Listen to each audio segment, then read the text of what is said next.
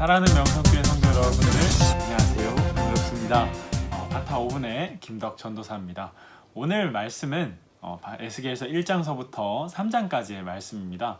오늘은 에스겔서의 시작 부분을 다루고 있기 때문에 에스겔서의 개관 그리고 1, 2, 3장의 내용을 짧게 말씀드리면서 바타 5분을 마치려고 합니다. 먼저 에스겔서에 대한 내용을 간략하게 말씀드리겠습니다. 에스겔서는 이사야서나 예레미야서와 같이 쉬운 내용은 아닙니다. 똑같죠. 개인적으로는 에스겔서가 사실 더 이해하기 어렵지 않았나 하는 생각을 합니다. 오늘 말씀만 보아도 에스겔서의 소명작인 1장부터 3장까지의 내용이 묵시로 이루어져 있는데요. 이건 이후로도 비슷한 양상을 띱니다. 그러나 마른 뼈 환상으로 유명한 이 에스겔서 역시 이스라엘의 회복을 약속하시고 사랑을 표현하고 계신 그 하나님의 말씀임이 틀림없습니다.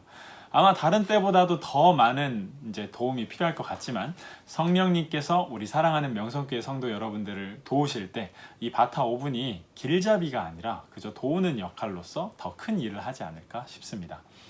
우선 에스겔서의 말씀을 관통하고 있는 몇 가지 공통점을 말씀드리겠습니다. 이건 예레미야서와도 같은 진행 방식인데요.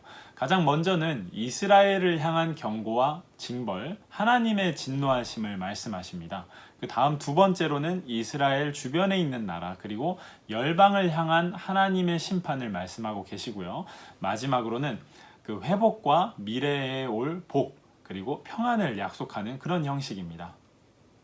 다만 에스겔서가 다른 선지서보다 어려운 이유는 그 특유의 비유, 끓는 가마나 마른 뼈가 가득한 골짜기 같은 그런 비유를 통해 말씀하고 계시기 때문인데요. 심지어 이 여러 가지 비유 속에서도 당시 시대적 배경을 알기 힘드니 어떤 비유인지 이해하기 힘들 때마저 있습니다. 때문에 이번에는 에스겔서를 읽으실 때 좀 보탬이 될 수 있는 조금의 팁을 드리고자 합니다.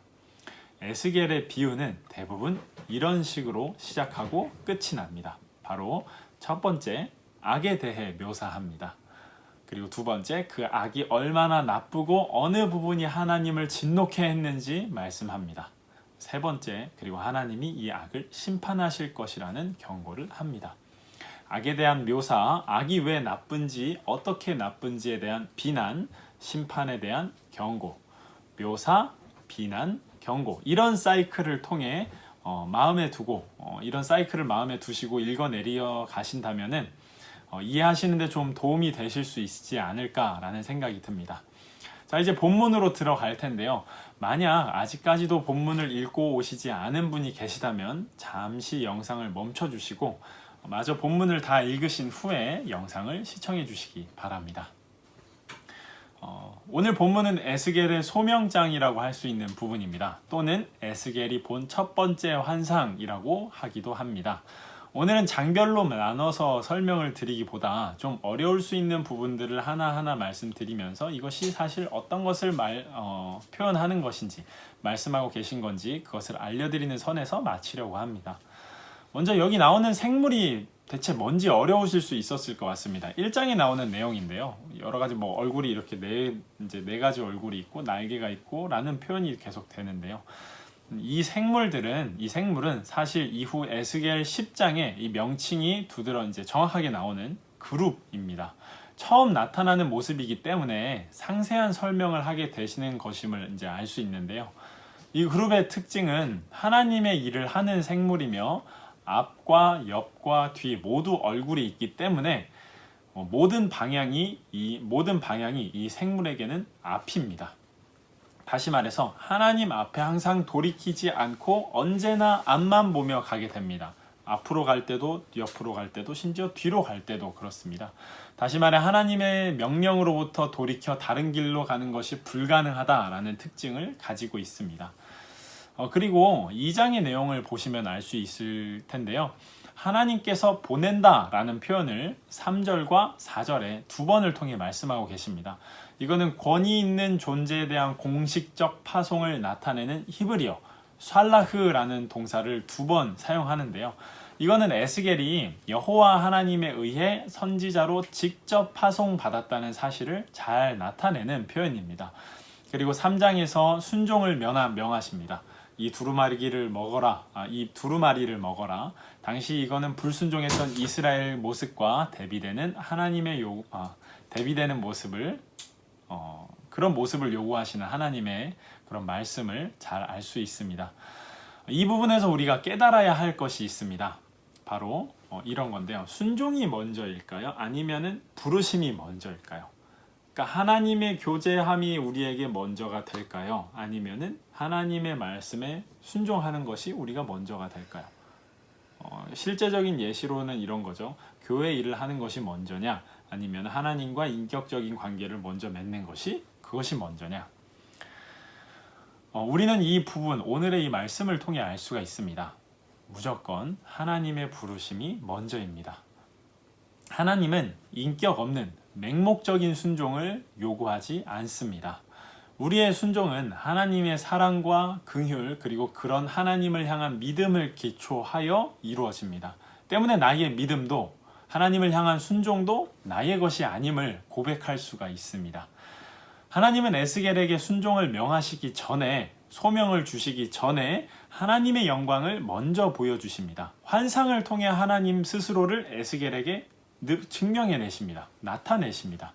사실 30세가 된 이 에스겔은 이제 제사장으로서의 일을 시작할 수 있는 때였습니다. 명령만 해도 시작할 때였지만은 하나님은 그러시지 않았습니다. 과정을 생각하시고 그 사랑하시는 사람의 인격을 먼저 생각하시는 분이 하나님이심을 드러냅니다. 오늘 말씀은 사실 강압적으로 보입니다. 무서운 형상이 계속 나타나고요. 그럼 환상 속에서 무시무시한 이제 생물들이 계속 나타나니까요.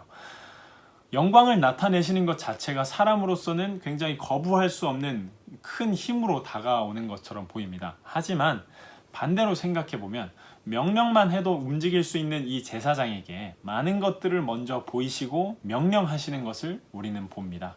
그 모습을 통해 하나님께서 우리 소명자들, 하나님께서 주신 구원을 값없이 부어주신 우리들에게도 인격적이신 분임을 우리가 알 수 있습니다. 마지막으로 에스겔이 왜 소명을 받자마자 말하지 못하게 만드셨는지에 대한 의문이 있을 수 있습니다. 3장의 좀 끝부분인데요. 어떤 분들은 이걸 에스겔이 실어증에 걸렸기 때문이다 라고 말하는데 사실 이건 성경적인 해석이 아닙니다. 만약 실어증이 걸렸다면 하나님께서 에스겔에게 집에 들어가 문을 닫으라고 잠그라고 하실 필요가 없겠죠. 사실 이건 25절과 26절의 말씀을 보면은 이해가 갈 수 있습니다. 이스라엘 사람들은 하나님께 불순종을 넘어서 반역을 하기 시작합니다. 에스겔의 입에서 나오는 하나님의 말씀을 듣지 않고자 합니다.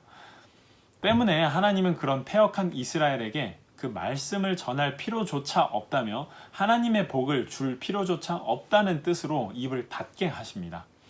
때문에 이것을 통해서 우리에게 사실 가장 두려운 것은 나 하나님 말씀 듣기 싫어 이런 말씀 하지 말아주세요가 아니라 하나님께서 침묵하신다는 것이 사실 우리에게 가장 큰 두려움이 될 수 있겠구나 라는 것을 알 수 있습니다.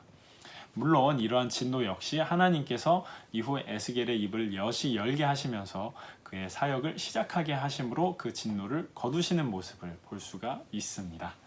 오늘 바타 5분은 여기서 마치도록 하겠습니다. 감사합니다.